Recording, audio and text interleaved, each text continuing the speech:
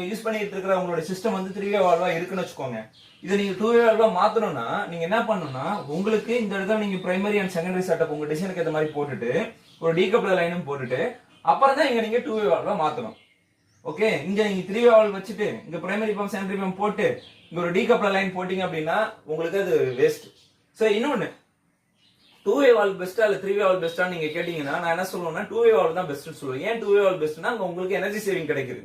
எப்படி energy saving அப்படின்னா, for example வந்து பாத்தீங்கன்னா நான் ஒரு 10 செகண்டரி பம்ப் ரன் பண்ணிருக்கேன். யூனிட் வந்து ஒரு 100 யூனிட் இருக்குன்னு வச்சுக்கோங்க. அப்ப லோடுக்கு ஏற்ற மாதிரி தான் அது வந்து உங்களுக்கு ஆன் ஆகும் செகண்டரி பம்ப். சோ என்ன நான் பண்ணுவேன் அப்படின்னா, எல்லாமே வந்து டிமாண்ட்ல கட் ஆயிடுச்சுன்னா என்னுடைய பம்ப் செகண்டரி பம்ப் எல்லாமே வந்து என்ன ஆகும் அப்படின்னா ஓடுறது வந்து கம்மியாயிடும். ஓடுறது கம்மியாயிடுச்சுன்னா எனக்கு எனர்ஜி சேவிங் கிடைக்கும். சரிங்களா? இங்க ஃபார் மேக்ஸிமம் இந்த ஒரு சர்க்குலேஷனுக்கு ஒரு சின்ன பம்ப் தான் ரன் ஆகும். சோ அது வந்து நெக்லிஜிபிள் தான். சோ கம்பேர் வித் 2-வே வால்வ்